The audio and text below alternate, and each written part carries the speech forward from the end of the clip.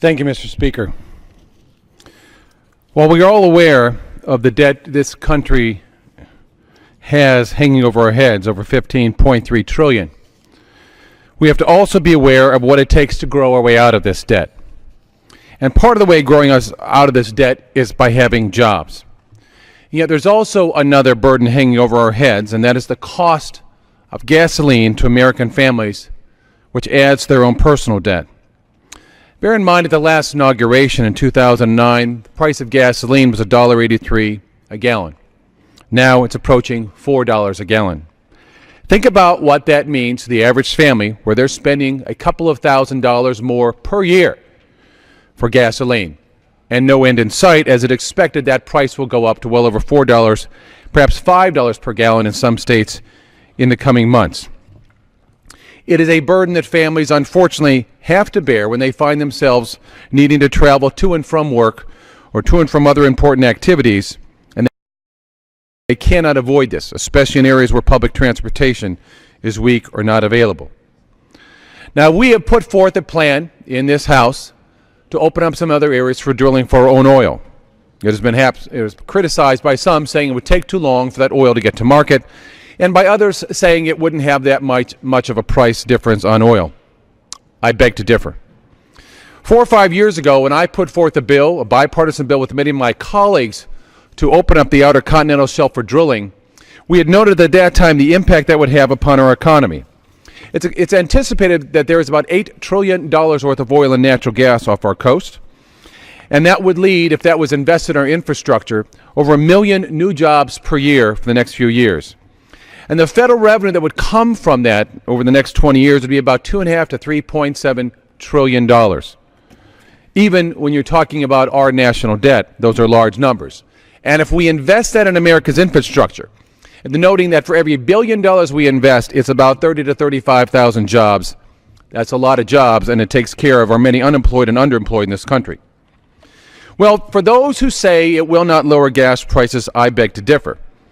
And certainly there are studies in the past that have been flawed when they look at only the impact of the Outer Continental Shelf and in terms of what that would mean.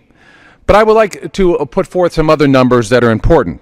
And that is, not the Outer Continental Shelf, but Alaska only, that if you open up the Outer Continental Shelf also, it has a big impact.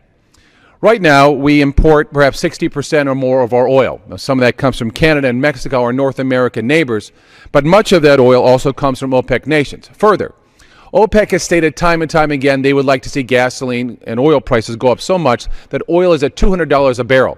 It's critical for their economies, and when OPEC leaders get together, it also includes some countries that are not very friendly to us, such as Iran and Venezuela, and other countries which we have defended with our blood and treasure over the years, which has cost us more. But look at this in terms of international policy of using our own oil versus OPEC.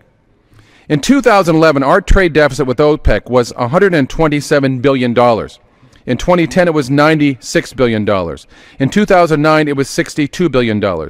And in 2008, the last time we had a big oil price jump, it was $177 billion. That means we're buying more oil from OPEC than they're buying of our own goods. But it goes beyond that. There's also the cost of blood. In our first Iraq war in Desert Storm, one Army group in my district, the quartermaster unit, was hit by a Scud missile, and it killed many of those soldiers. How do you put a price on that cost of war? And clearly we were battling Iraq because they also invaded Kuwait and were attempting to control more oil fields in the market. Yes, it was about dealing with Saddam Hussein, but yes, it was also about dealing with control of oil. Look what we're doing now with the cost of patrolling the Straits of Hormuz, with our 5th and 6th Navy fleet out there to patrol the Mediterranean and the Persian Gulf to make sure Iran doesn't cut off world oil supplies and cause more problems. But look at also of the lives cost in the Iraq War, Operation Iraqi Freedom. 63 Pennsylvanians have been killed, including many from my own districts, whose lives are lost defending our causes in Iraq.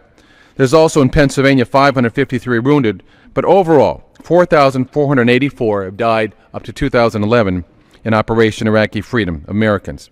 Pennsylvania has certainly paid a high price on that. But also note, between 224,000 and 258,000 civilians were killed in Iraq directly from warfare. Now, although Other countries may have paid us back in dollars for what we spent in first Desert Storm, Gulf War. We are bearing the costs of Operation Iraqi Freedom, and we can never, ever return to the families the lives of their loved ones, their wives and sons and daughters and mothers. Let's remember that opening up our own oil fields in America is not just about paying the price for families and what it costs them, but also making sure we never have to pay again the price of blood. And we ought to be doing for that reason. And that reason alone is enough to say, let's be drilling for our own oil.